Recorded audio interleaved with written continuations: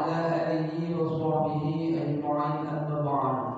Puji syukur senantiasa kita panjatkan kehadirat Allah Subhanahu wa taala atas karunia nikmat-Nya, terutama nikmat iman wal Islam, nikmat sehat walafiat, nikmat panjang umur, juga nikmat kesempatan sehingga pada pagi hari ini kita masih melaksanakan kewajiban kita yaitu sholat subuh secara berjamaah dan akan kita lanjutkan dengan pengkajian. Salawat serta salam tak lupa kita sanjungkan kepada baginda kita Nabi Muhammad sallallahu alaihi wasallam, keluarga sahabat serta umat Islam yang istiqomah dengan sunnah-sunnahnya. Mudah-mudahan kita termasuk di dalamnya dan mendapatkan syafaat baginda Rasulullah sallallahu alaihi wasallam di yaumil qiyamah dan di amin ya rabbal alamin. Jamaah salat subuh yang dirahmati Allah, pada pagi hari ini kita akan membahas tema tentang Isra dan Mi'raj. Dan kemarin bertepatan dengan 27 Rajab.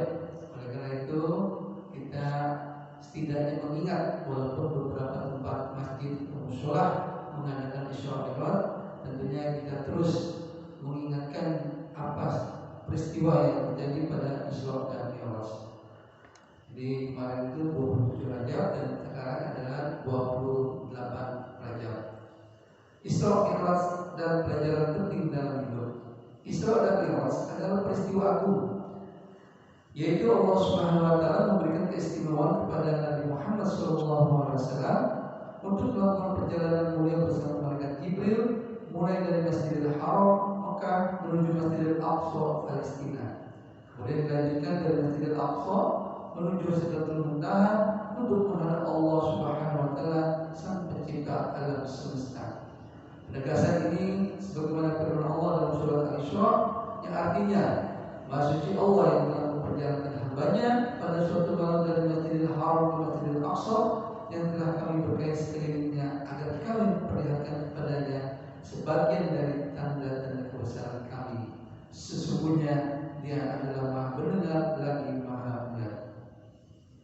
Imam Bukhari mengisahkan perjalanan Isra Mi'raj Nabi Muhammad SAW dalam Sahih Bukhari juz 5 halaman 52 yang intinya adalah suatu ketika Nabi berada dalam suatu kamar dalam keadaan tidur, kemudian datang malaikat mengeluarkan hati Nabi dan menyucinya, kemudian memberikannya emas yang dipenuhi dengan iman.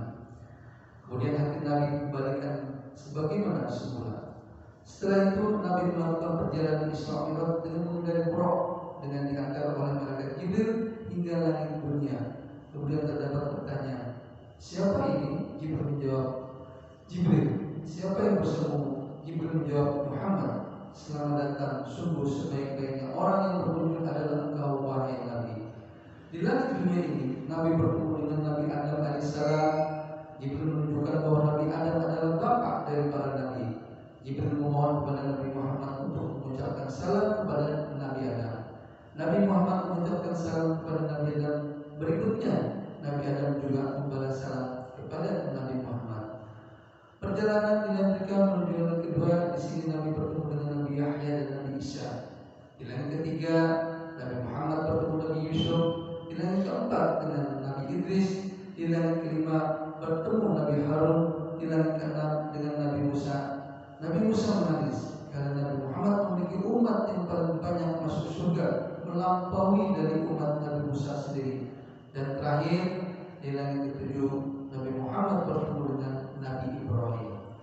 Setelah itu Nabi Muhammad menuju Sidratul Muntaha, tempat Nabi bermunajat dan berdoa kepada Allah.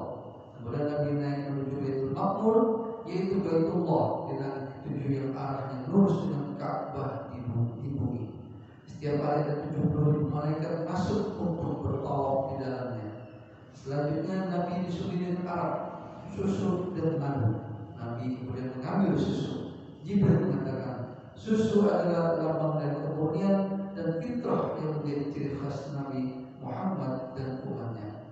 Di Baitul Maqmur, Nabi Muhammad bertemu dengan Allah Subhanahu wa taala dan mewajibkan melaksanakan sholat fardu sebanyak 50 rakaat setiap hari.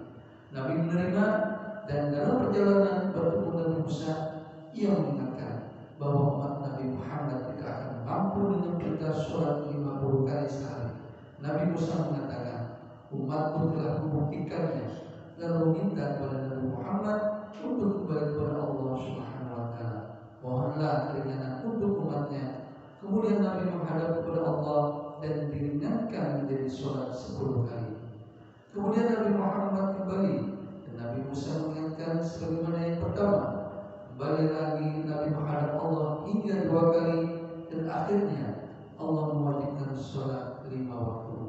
Nabi Musa tetap mengatakan bahwa umat Muhammad tidak akan kuat. Nabi Muhammad menjawab, saya malu untuk kembali menghadap Allah dan ridho serta pasrah kepada Allah.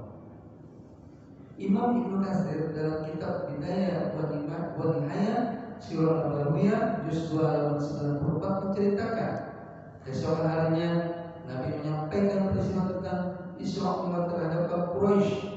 Mayoritas mereka ingkar terhadap kisah yang disampaikan Nabi Muhammad. Bahkan sebagian kaum muslimin ada yang kembali murtad karena tidak percaya terhadap kisah yang disampaikan Nabi. Hal tersebut Abu Bakar bertegas untuk membenarkan kisah Isra Mi'raj Nabi. Sungguh aku percaya terhadap berita dari langit. Apakah yang hanya tentang berita Baitul Maqdis aku tidak percaya?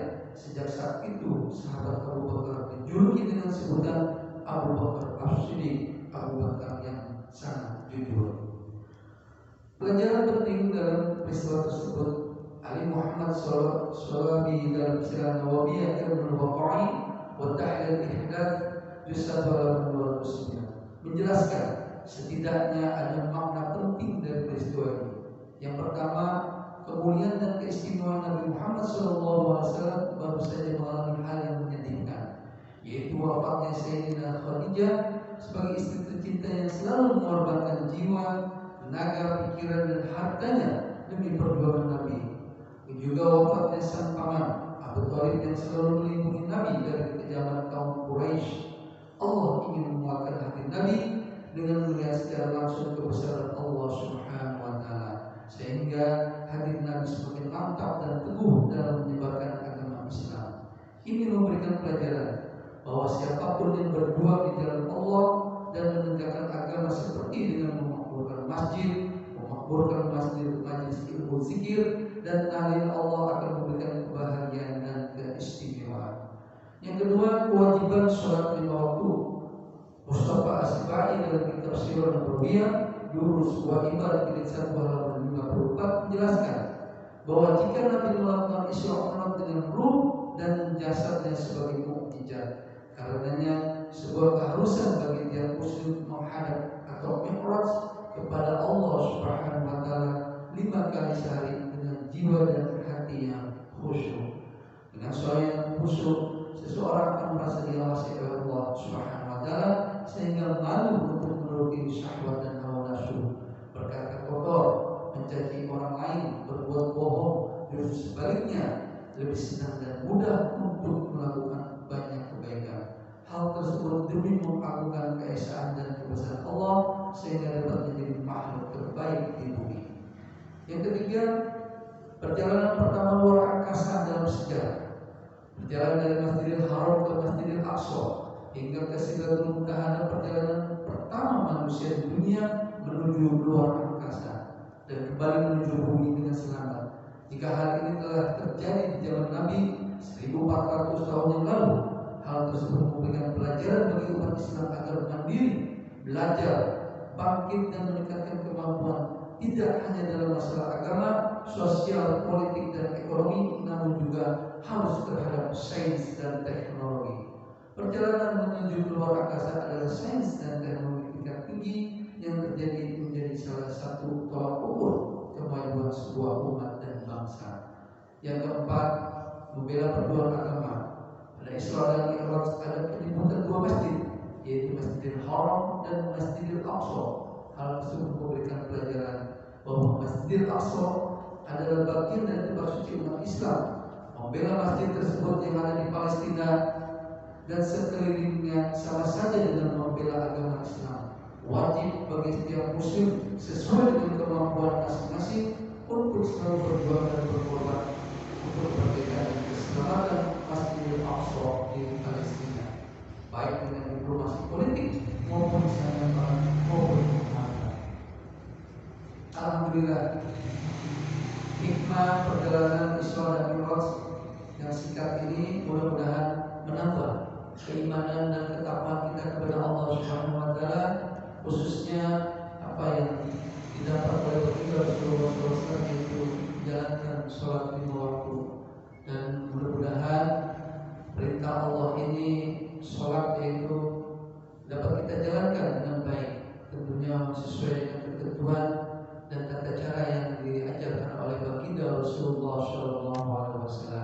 Mudah-mudahan ini sangat bermanfaat terutama bagi saya pribadi dan juga kepada para jemaah yang mendengarkan, dan mudah-mudahan Allah memberikan rahmat bagi kita, karena apa yang disampaikan ini merupakan satu kewajiban bagi kita setiap umat muslim atau umat Islam untuk menyampaikan satu dua buah hadis atau firman-firman Allah yang meningkatkan ketakwaan kita kepada Allah Subhanahu wa taala, dan tentunya mengikuti sunnah-sunnah baginda Rasulullah SAW. Demikian dapat kami sampaikan.